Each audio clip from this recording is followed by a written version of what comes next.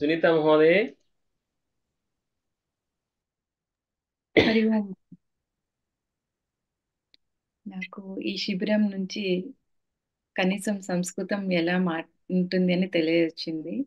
ఆహ్, మొన్న నవంబర్, అక్టోబర్‌లో అదే నరసింహ మహోదయ చెప్పినట్లు సంస్కృత శిబిరం ఇక్కడే జరిగింది మా మౌంటైన్ హౌస్‌లో. అప్పుడు ఇద్దరు భగినీలొచ్చి మా ఇంట్లో ఉన్నారు కెనడా నుంచి. అప్పటి నుంచి నాకు సంస్కృతం నేర్చుకోవాలనే ఉండేది. వాళ్ళది కూడా అకాడమిక్ ఇయర్ జరుగుతుంది. వాళ్ళనడిగాను ఎప్పుడు జాయిన్ కావాలి అంటే, "వీల్ లెట్ యూ నో. మధ్యలో కాదు ఇప్పుడు క్లాసెస్ జరుగుతూ ఉన్నాయన్నారు." సో, అప్పటి నుంచి ఇలా వేరే ఫ్రెండ్స్ నుంచి లింక్ దొరికింది. అలా అయ్యి మీ సంస్కృత కుటుంబానికి జాయిన్ అయ్యాను. నేను హెచ్ఎస్ఎస్‌లో బాలగోకులంకి వాలంటరీ చేస్తాను. ఎవ్రీ సండే హెచ్ఎస్ఎస్ క్లాస్ ఉంటుంది. ఇక్కడ అంత కుటుంబం సమేతంగా వెళ్తాము. ఇండియాలో ఆర్ఎస్ఎస్ ఆడవాళ్ళకు, మగవాళ్ళకు సెపరేట్‌గా కాకుండా ఇక్కడ కుటుంబ సమేతంగా తీసుకొస్తారు పిల్లల్ని. వాళ్ళకు శ్లోకాలు చెప్పాలన్నా నాకు కష్టంగా ఉంటుంది.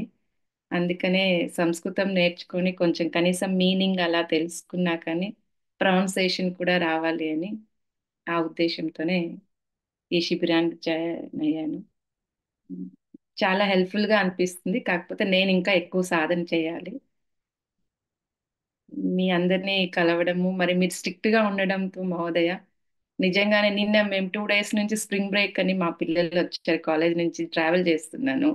కార్‌లో కూర్చొని నేను రివైజ్ చేసుకుంటుంటే వాళ్ళు అంటున్నారు, "మీ సార్ చాలా స్ట్రిక్ట్‌గా ఉన్నారు. అందుకే మీరు ప్రాక్టీస్ చేస్తున్నారమ్మా" అని. దానివల్ల వీడియోస్ పెట్టలేకపోయాను. తప్పకుండా వీడియోస్ పెడతాను మహోదయ. యాహ్! ఒకసారి స్ట్రిక్ట్‌గా ఉండడం వల్లనే మేము కొంచెం నేర్చుకోగలుగుతున్నాము. అస్- ధన్యవాదాలు. ఉత్తమం.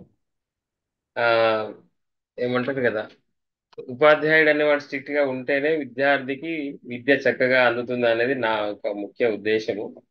ఆ స్కూల్లో పిల్లవాడు టీచర్ కొట్టాడు అని చెప్పేసి ఎవరన్నా, ఆ ఈవెన్ మా పిల్లలు అన్నా కూడా, మొదట ఆ పిల్లవాడిని, ఎందుకంటే ఆ పిల్లవాడిని టీచర్ కొడితే ఎందుకు కొట్టాడురా మీ టీచర్ పా అడుగుదాం అనే మాట ఎవరు అనకపోయేవారు.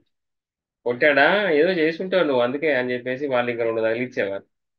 ఇప్పుడు అలా లేదు. ఎందుకంటే తల్లిదండ్రులు అందరూ కూడా చక్కగా చదువుకొని విద్యాభ్యాసం బాగా చదువుకున్న వాళ్ళు కాబట్టి ఉమ్, ఉపాధ్యాయులను తక్కువగా చూసేటువంటి భావన ఉంది ఇప్పుడు.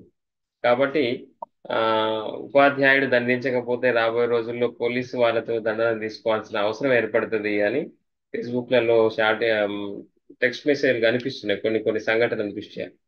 కాబట్టి ఆ స్ట్రిక్ట్నెస్ అనేది తప్పకుండా మెయింటైన్ చేయాల్సిందే. అలా చేస్తున్నాం కాబట్టి ఆగకుండా నిరంతరం ఆన్లైన్ క్లాసెస్ మొదలుపెట్టింది కరోనా టైం నుంచి 2020 సంవత్సరంలో.